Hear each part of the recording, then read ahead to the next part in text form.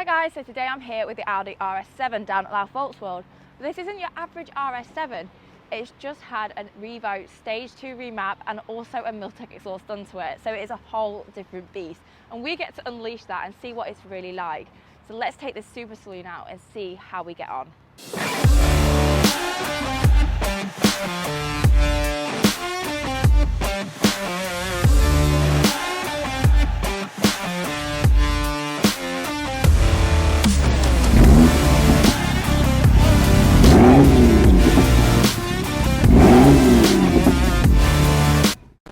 Now this is no regular Audi RS7, it has a Revo Stage 2 remap and a Milltek exhaust just fitted, meaning it goes from 560 brake horsepower all the way to 730 and 516 pound-foot of torque all the way up to 700, meaning the stock claimed 0 to 60 time of 3.4 seconds drops all the way down to 2.85.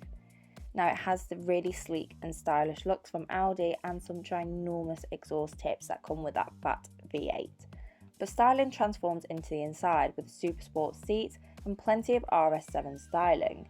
Now you have it here on the steering wheel with all your multifunctions for creature comforts and a digital and analog driver's display.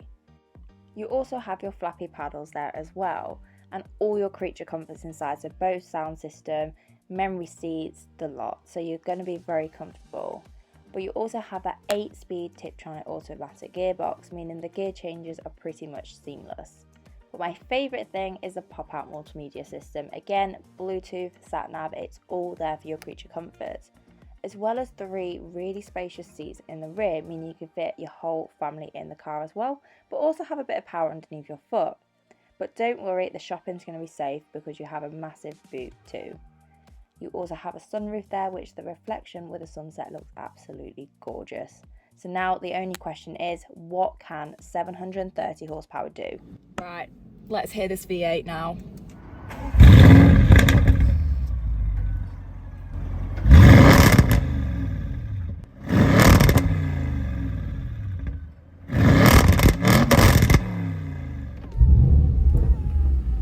That sounds a little bit naughty.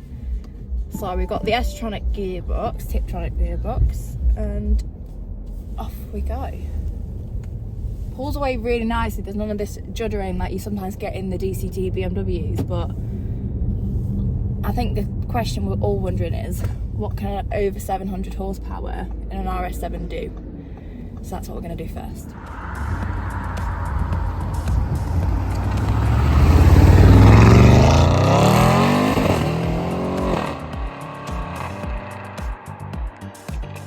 Got a nice straight coming up, so let's see what this beast is about.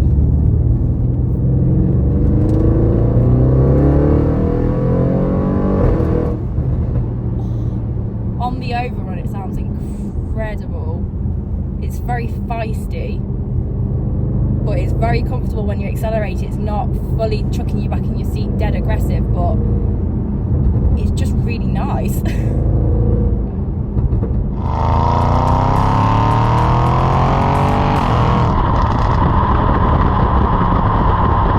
Wow, wowzer. I think that's genuinely left me speechless because it's so reserved while it does it, but the performance is impeccable. The Revo Stage 2 on it, I've not driven a stock one, but that is impressive. That is seriously impressive.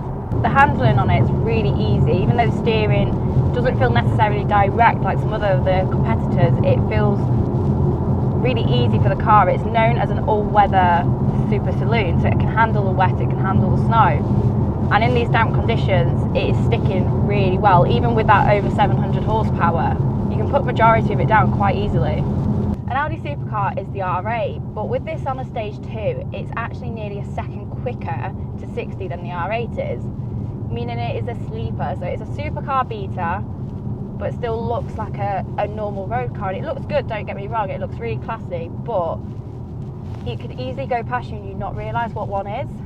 And whether I'd miss that in a car or not, I'm not too sure. But then again, the whole surprising people would be a really fun aspect in this. So it has a very sleek looking design and it's kind of in a world of its own. There isn't any direct rivals to it. I mean, You have things like the M cars, the M5, some of the E63 Mercedes, but then again, they're not really in the same world as this, and especially when you've got that Revo Stage 2 in it, this is just far and few between. So when we're talking about rivals, the only one we could directly talk about is the A6 Avant, which shares the same engine. But then again, you've got the Estate versus a Super Saloon, so that's what makes this car something special. And what Revo have developed with this map is making something that's already quite a special, unique car even more unique and even more amazing.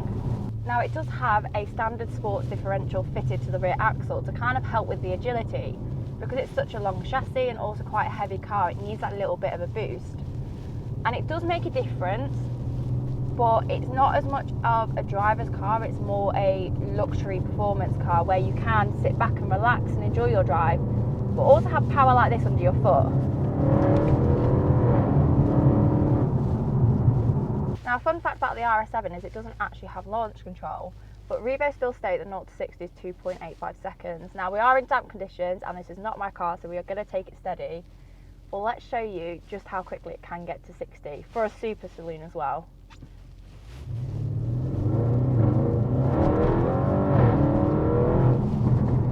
And that's it. It is nothing, and it's almost dangerous because you don't feel like you're going super quick either, so it's quite easily to go over the speed limit.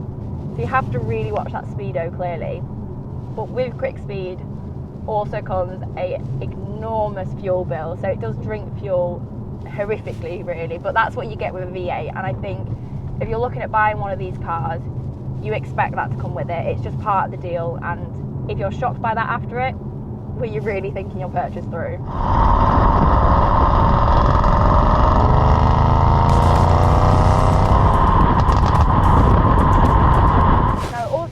The RS specific suspension, and the ride is very, very smooth. It does feel like a luxury car, and you can quite easily cruise in it for a long time because you're not feeling every single bump, whereas some of the other performance cars you're constantly like this.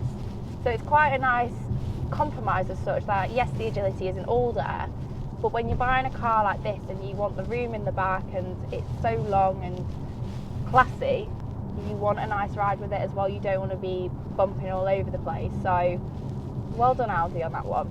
My one criticism with it is it feels like it revs out too early. So it's redlining about 7,000, but it feels like the engine just wants to keep giving, but the gearbox is like, nope, we're changing here.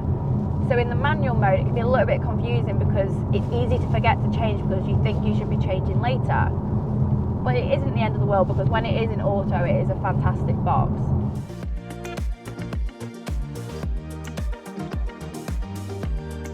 So to have the Revo Stage 2, it also needed, obviously, the exhaust bits. Now what that is a Milltek Sports Turbo downpipe and also a Milltek Sports cap. So that is also why it sounds absolutely incredible, and even though a V8 is a very beefy sound anyway, that Milltek exhaust is just a cherry on top.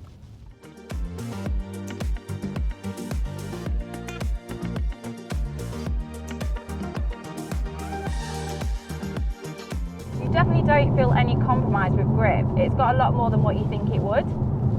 Now, on a big open track like Silverstone or Donington, it would just be an epic experience, especially again with the Revo Stage 2. You can really unleash that power, where sadly on the roads you just don't have the ability to.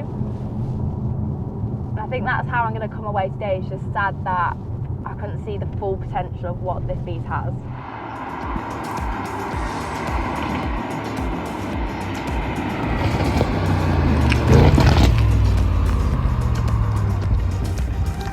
Conclude our Revo Stage 2 Audi RS7 review. Now, again, I haven't driven one stock, so I can't comment, but I know from previous experiences, Revo's maps are flawless. I mean, they put so much research and energy into making sure they're perfect for that car, and they've done it again with this one. It has been absolutely fantastic. The aggression and the power, especially with the Milltek exhaust paired with it that you have to get, it's been an absolute amazing experience to have something so different. And it's a sleeper. It doesn't look anything supercarish like the R8, but it looks nice. but then you put your foot down with that stage 2 and you are blown away. There we have it, Revo stage 2 Audi RS7. I want to get one on a track, but for now that was an incredible experience, and if you're thinking of upgrading your RS7, do it. Check out Revo, check out Louth VolksWorld below as well, so thank you to those guys for organising this. But for now, you guys know the drill. To make my journey your journey, like, subscribe, and I'll see you next time. Bye!